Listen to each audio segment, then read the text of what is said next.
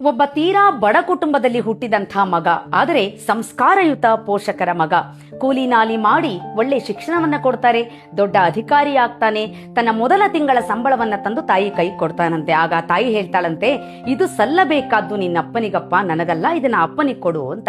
ಮಗ ಹೇಳ್ತಾನಂತೆ, ಇಲ್ಲಮ್ಮ, ನಾನು ಯಾವುದೇ ಕಾರಣಕ್ಕೂ ಇದನ್ನ ಅಪ್ಪನ ಕೈ ಕೊಡೋದಿಲ್ಲ, ಇದನ್ನ ನೀನೇ ತಗೋಬೇಕು ಅಂತ.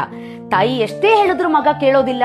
ಕೋಪ ಬರುತ್ತೆ, ಅವನ್ ಕೆನ್ನೆಗೊಂದು ಹೊಡಿತಾಳಂತೆ. ಹೊಡೆದು ಹೇಳ್ತಾಳಂತೆ, ಇದೇ ಸಂಸ್ಕಾರವನ್ನ ಕೊಟ್ಟುವ ನಾವು ನಿನಗೆ.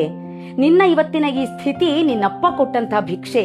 ಇವತ್ತಿನ ಈ ಜೀವನಕ್ಕೆ ಕಾರಣ ನಿನ್ನಪ್ಪ ಜೀವತೆ ಇದ್ದಿದ್ದಾರಪ್ಪ, ರಕ್ತವನ್ನೇ ಸುರಿಸಿದ್ದಾರೆ. ಇದು ಸೇರಬೇಕಾದ್ದು ನಿನ್ನಪ್ಪನ ಕೈಗೆ ಅಂತ ಹೇಳ್ತಾಳಂತೆ.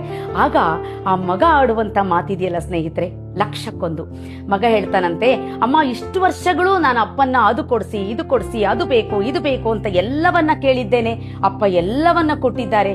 ಕೊಡುವಾಗೆಲ್ಲ ಅಪ್ಪನ ಕೈ ಮೇಲಿರ್ತಾ ಇತ್ತು, ನನ್ನ ಕೈ ಕೆಳಗಿರ್ತಾ ಇತ್ತು. ನನಗೆ ಅದನ್ನ ನೋಡಿಯೇ ಅಭ್ಯಾಸನಮ್ಮ. ಈಗ ಈ ಸಂಬಳವನ್ನ ತಗೊಂಡು ಹೋಗಿ ನಾನು ಅಪ್ಪನ ಕೈ ಕೊಟ್ರೆ ಅಪ್ಪನ ಕೈ ಕೆಳಗಾಗತ್ತೆ, ನನ್ನ ಕೈ ಮೇಲಾಗತ್ತೆ. ಅದನ್ನ ನೋಡುವಂತ ಶಕ್ತಿ ನನಗಿಲ್ಲಮ್ಮ ಅಂತ ಹೇಳ್ತಾನಂತೆ. ಆ ತಾಯಿ ಕಣ್ಣಲ್ಲಿ ಆನಂದ ಭಾಷ್ಪ ಬರುತ್ತಂತೆ. ವಿಷಯ ಇಷ್ಟೇ ಸ್ನೇಹಿತರೆ, ಕೊಟ್ರೆ ಇಂಥ ಮಕ್ಕಳನ್ನ ನಮ್ಮ ಸಮಾಜಕ್ಕೆ ನಾವು ಕೊಡಬೇಕು. ನಾವು ಎಷ್ಟೇ ಎತ್ತರಕ್ಕೆ ಬೆಳೆದರೂ ಕೂಡ ಎತ್ತಿ ಬೆಳೆಸಿದಂಥ ಕೈಗಳನ್ನ ಯಾವತ್ತೂ ಮರಿಬಾರದು. ಇಡೀ ಜಗತ್ತಿನ ದೃಷ್ಟಿಯಲ್ಲಿ ನಾವು ಗೆದ್ರೂ ಕೂಡ ಹೆತ್ತವರ ದೃಷ್ಟಿಯಲ್ಲಿ, ಹೆತ್ತವರ ಮುಂದೆ ನಾವು ಸೋತು ನಿಂತಾಗ ಮಾತ್ರ ಅದು ನಿಜವಾದ ಗೆಲುವು. ಅದೇ ಸಂಸ್ಕಾರ, ಅದೇ ಯೋಗ್ಯತೆ. ಏನಂತೀರಾ?